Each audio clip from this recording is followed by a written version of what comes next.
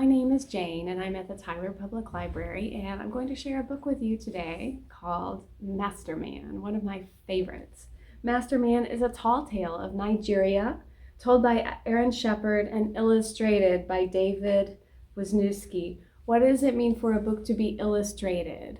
So we know that Aaron Shepard is the one telling this story, but a guy named David Wisniewski is illustrating. Who knows what that means?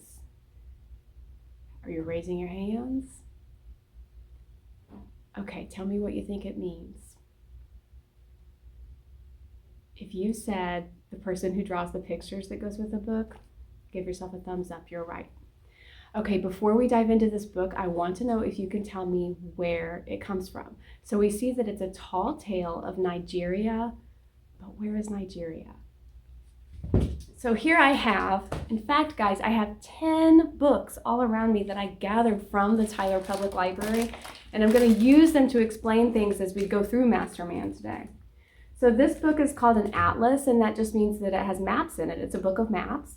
Who can tell me where Nigeria is? There are 7 continents. This is the whole world, by the way. This is all of the land masses in the world. And anything that's not a bright color, that's kind of this gray, is water, because those are our oceans. We right now live, you guessed it, right here in North America. We know this story took place in Nigeria, so what continent would that be on? So let's go through these continents and you tell me no or yes. Okay.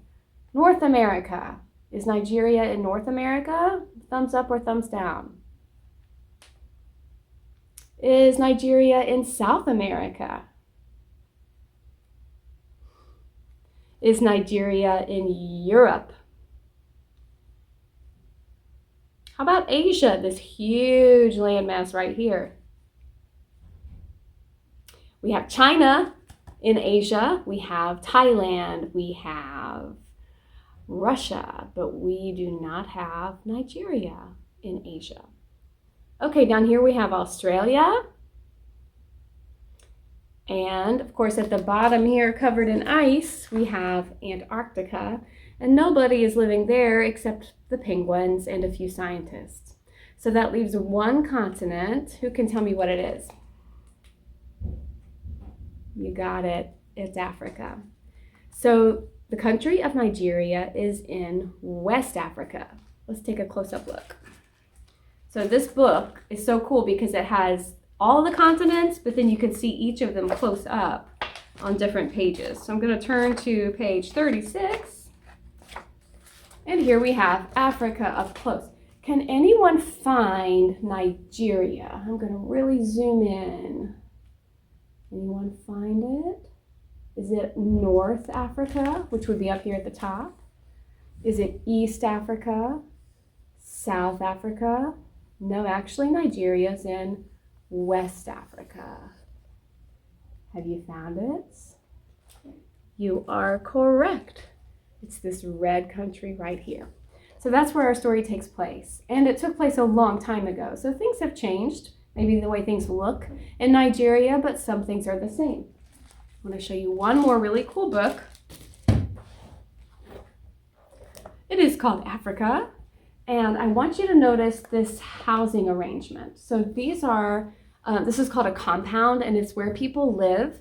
And it might be many families who live in a compound, but they share it together. So it's like one family, but it's a big extended family. So you have like your brother and his wife, and then your cousins, your aunts and uncles would all live here. And one thing I want you to notice that we'll find in Masterman, and that is these things right here, these big jars. I want you to just keep that in your mind as we go into this story. And here we go, Masterman.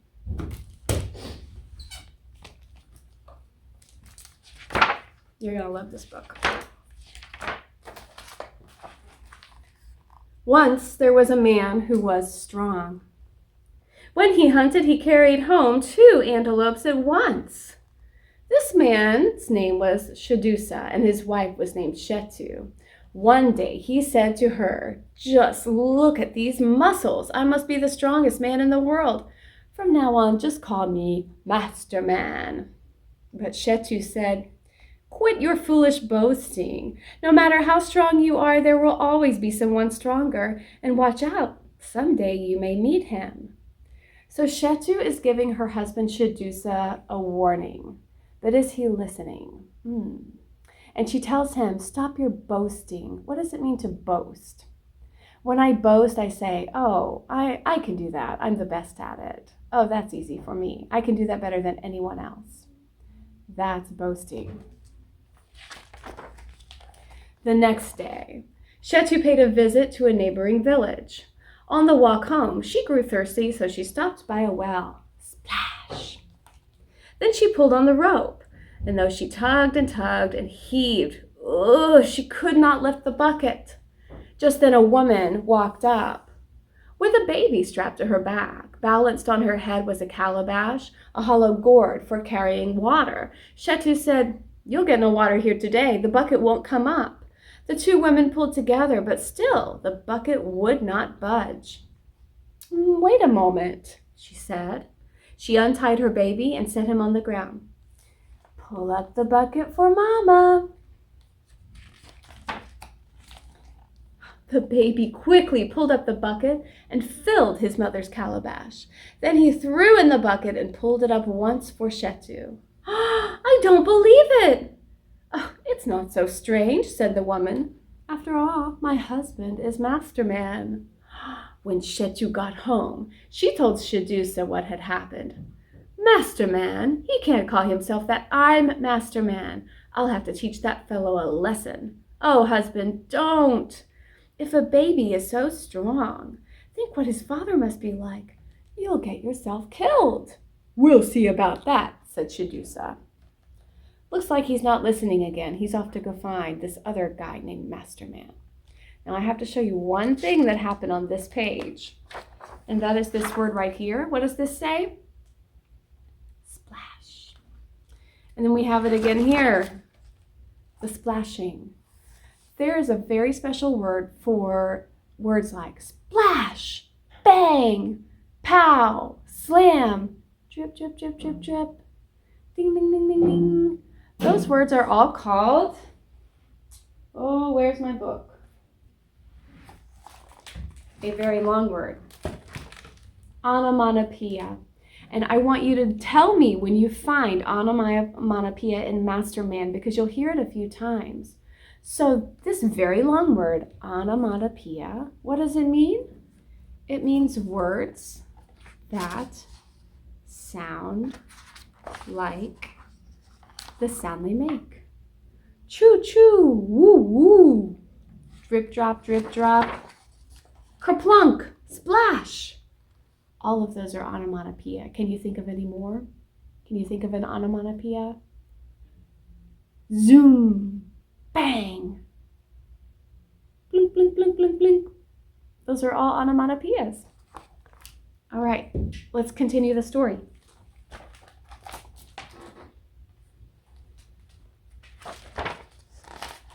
The next morning, Shadusa set out early and walked till he came to the well. He threw in the bucket. There's that word again.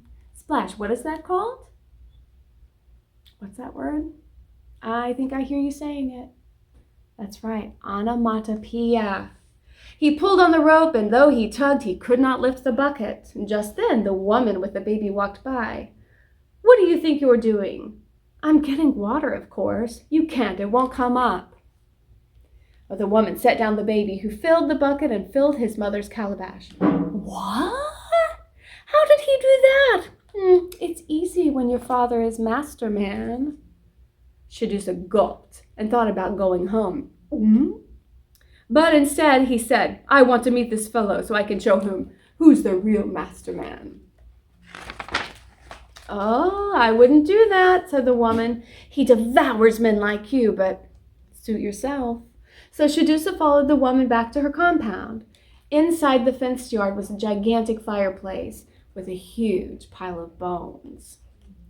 "What's all this?" asked Shadusa. "Well, you see, our hut is so small that my husband must come eat out here to eat his elephants."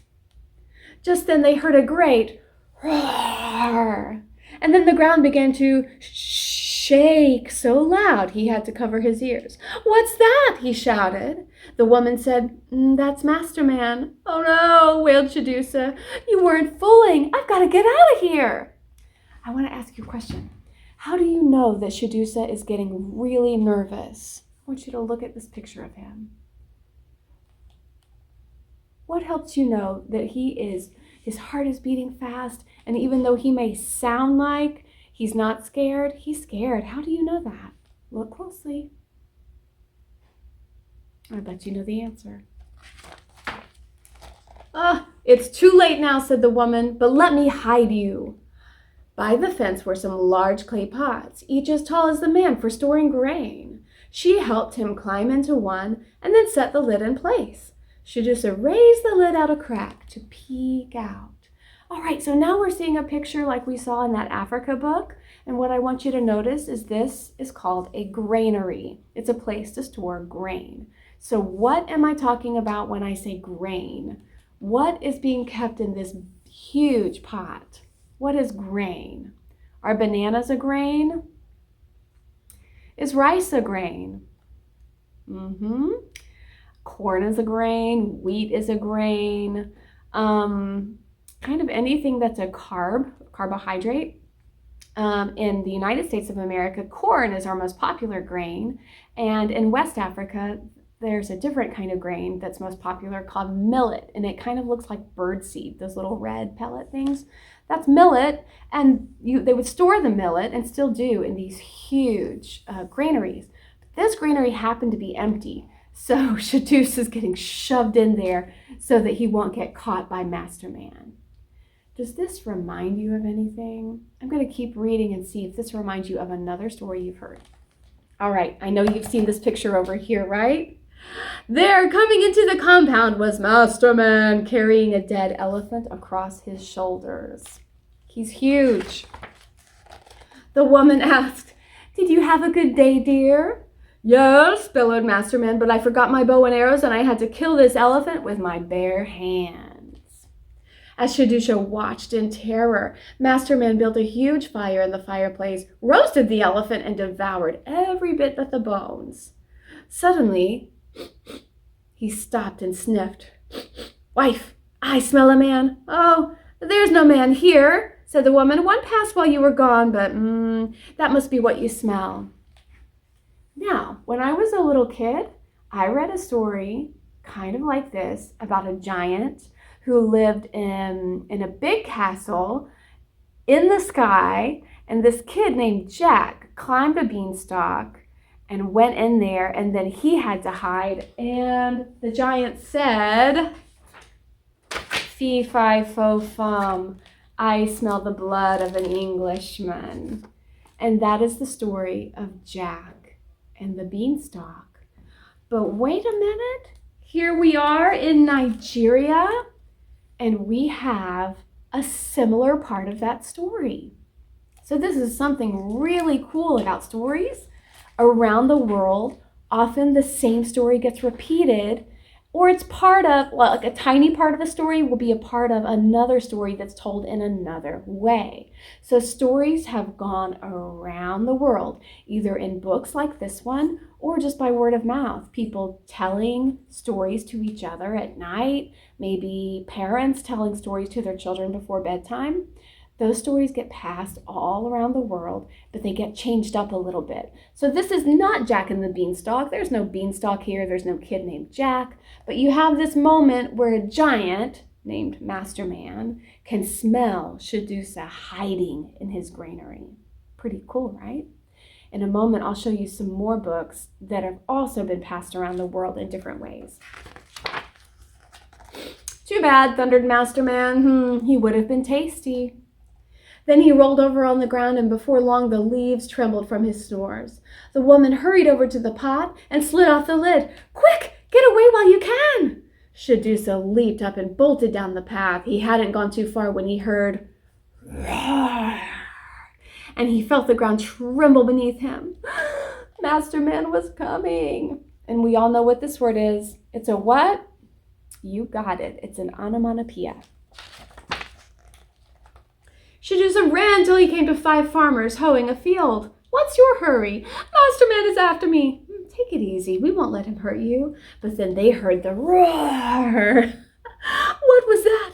That was Master Man. Well, you better keep running. And the 5 farmers fled across the field. Everybody's getting scared now. Shadusa ran on until he met 10 porters carrying bundles. Porter. Well, we know what a farmer is, someone who farms, but what's a porter? Take a look. You see the clue? Each of them is carrying something. The word porter in French means to carry. So a porter is someone who carries baggage. Master Man is after me. Relax. No one can fight all of us. But just then the ground began to quake. The porter said, what was that? That was Master Man. Then run for your life. And the 10 porters bolted from the path. Shadusa ran on till he rounded a bend and then he stopped. There beside the path sat a stranger. And beside the stranger lay a huge pile of elephant bones. What's your hurry? Growled the stranger. Master Man is after me, moaned Shadusa. Pause. We're getting to a very exciting part of this story. I know you can't wait to see what happens next, but I'm going to give a timeout and show you some of these other books that have gone around the world and are very similar to books you've probably grown up hearing about. So here's one. These are all at the Tyler Public Library, by the way. The Irish Cinder Lad. Sounds familiar, maybe, the word cinder. It's about a boy, and the boy had a boot, and the princess tried on, let's see, how did the story go? The princess came and asked all these different boys to try on the boot to see who was the real Cinder Lad. Sound familiar, like a story you may know? This one takes place in Ireland, but maybe you've heard it another way. Let's look at another one. Lon Popo, a story about a wolf. A wolf who tries to trick 3 children into thinking that he is their grandmother. Does that sound familiar, like a story you've heard? One last one. This story also takes place in Africa. And here you have a princess who is being told that she has to spin all of this cotton into gold. Sound familiar? Like a story you've heard before? When I was a kid, the way I heard that story was Rumpelstiltskin. So you can see how stories have traveled around the world using some of the same themes, the same characters, the same objects. Okay, I know you're dying to know who that guy was. Let's find out. Dun, dun, dun. You better not say so, because I'm Master Man. Who is this?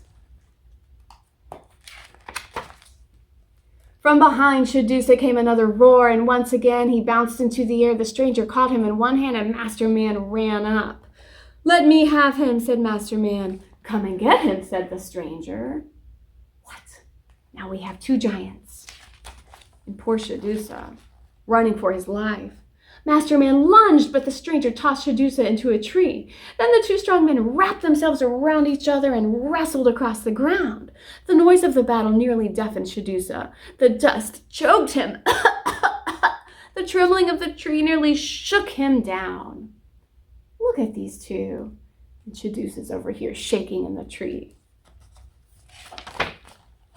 As Shadusa watched, the 2 men struggled to their feet, clutching each other. They gave a mighty leap, and together they rose into the air. Higher and higher they went, through a cloud and out of sight. Shadusa waited and waited, but they never came back down. At last he climbed carefully from the tree and ran and never stopped till he got home. And he never called himself Master Man again. What happened to these men? As for those 2, they're still in the clouds, where they battle on to this day. Of course, they rest when they're both worn out, and sooner or later they start up again. And what a noise they make! Some people call that noise thunder. But now you know what it really is. Two fools fighting forever to see which one is master man. So in this story, when you hear thunder, this story is telling you how that thunder is made. It's made by the two men who are fighting to be the real master man. Now I'm going to teach you a really big word. By the way, the end. What a great book. Something really cool. This book is explaining something that happens in nature, thunder. There's a word for stories like this, and the word is etiological stories. Repeat me. Etiological. Etiological stories. What's an etiological story? A story that explains something that happens in nature. Master Man is not the only one. There are several others. I'll show you a few. This is a story of Greek myths. Such a sad story. At the end of it, this woman named Arachne is turned into a spider. So maybe you've heard the story of Arachne. It's explaining why we have spiders in the world and why they spin webs. Another one from Greek myths, Persephone. Persephone is a story that explains why we have a winter and a fall and a spring and a summer. And in the story, it's because of this woman, Persephone, who comes out of the underworld or has to go back into the underworld, and that creates the seasons. So it's a story that explains something that's happening in our lives in nature. And I'll show you two more that are from the Bible. This is the story of Noah's Ark, and at the end of the story, a rainbow appears as God's promise that the earth will never be flooded again. So this is an etiological story as to why we have something called rainbows. There's another etiological story in the Bible, if I can find it. It's this way. The story of the Tower of Babel. And in the story of the Tower of Babel, they're explaining why there are different languages on the earth, why people speak different languages. Well, in this story, it started because people tried to build a tower, and then God gave them different languages to confuse them. That is an etiological story. This has been so much fun. I hope you have a wonderful day, and we'll see each other soon. Bye.